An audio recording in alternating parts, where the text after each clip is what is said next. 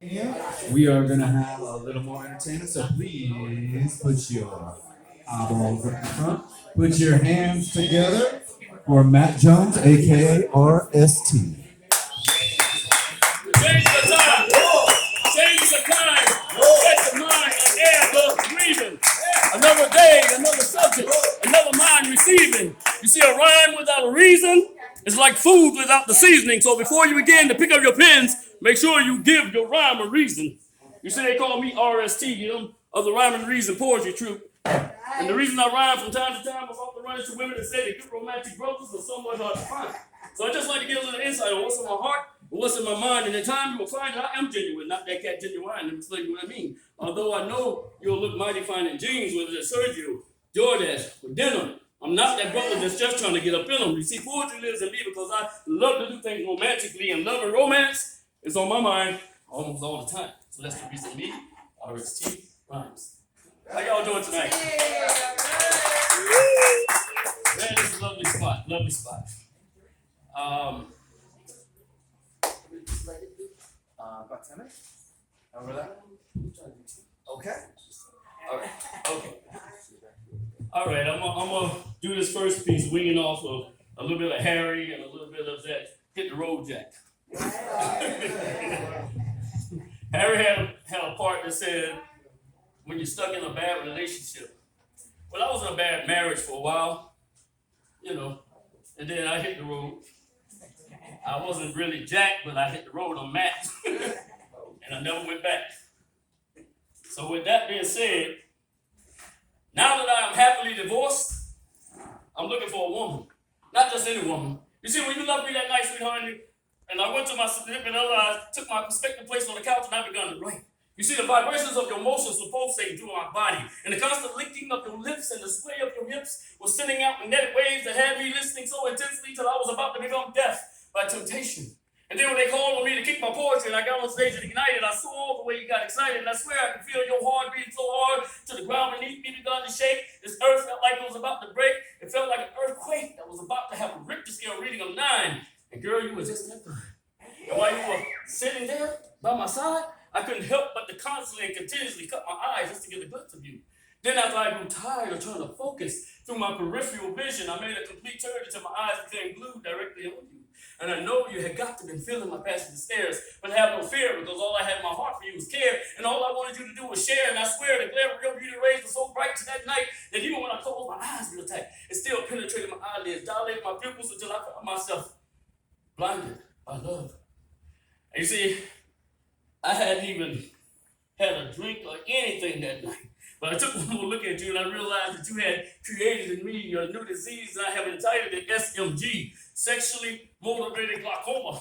So now I think I need some weed to correct my vision. And although I was brought up to just say no to dope, I just can't seem to cope with all this hope for one day be with you.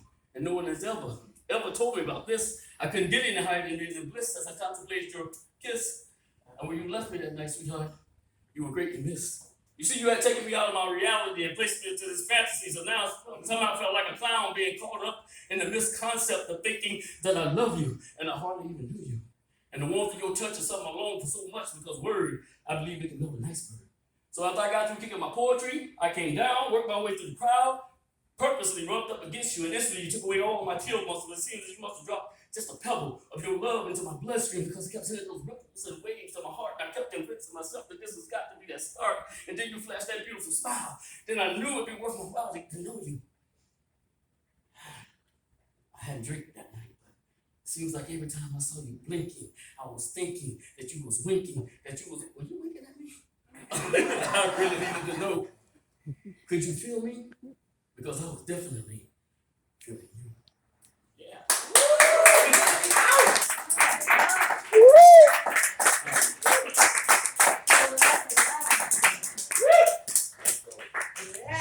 All right. We've been dealing with a lot of COVID and a lot of people checking out of here. So some of these things were, things out of our control, but then there are things that aren't in our control that should never happen.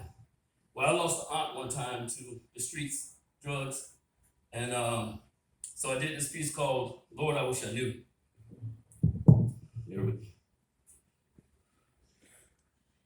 When there's love, there's always desire. When our hopes and dreams get higher and higher. And Lord, my love for thee has kept me drug-free, and my anti-drug today and will always be within this poetry. And Lord, I don't mean to come to you this way, but to see this drug abuser made me want to cry today. You see, she wanted to know why we born to live, but yet destined to die. Forced to pay for sins created long before she or I came into existence, and she having to deal with the consequences of failing a test of drug resistance. I tell you, it's so hard out here, sometimes I don't know.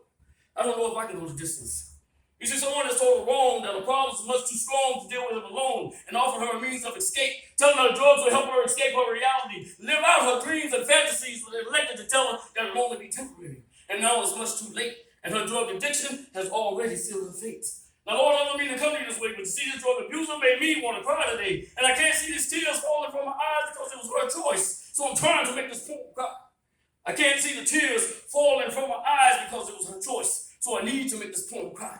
You see, her body is filled with disease, and day by day, slowly fading away. Her religious belief has gone astray, and all she has to say is that my final place to lay is going to reveal to me the ultimate price I have to pay. Now, Lord, I don't mean to come to this way, but see, this drug abuser made me want to cry today. You see, she wanted to know why we born to live, but yet destined to die. Forced to pay for sins created long before she or I came into existence, and she having to deal with the consequences of failing a test of drug resistance. And to tell you, Lord, it's not getting any easier, and I still don't know if I can go the distance. I said, trouble don't last always.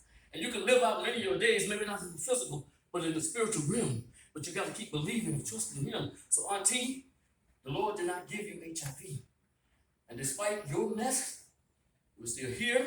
We're still your family. We still care. We're still blessed.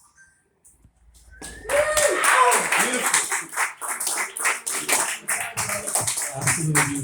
Any social media you want to share with us? I'd love to hear where we can find him. You can find me on Facebook, Matthew RST Jones, or I got another one, Matthew Jones is probably the one that you want to go to. Just Matthew Jones, and you'll see a lot of poetry spots that I go to and some of the shows that I've done. Thank you. Thank you so much for sharing this. Good job.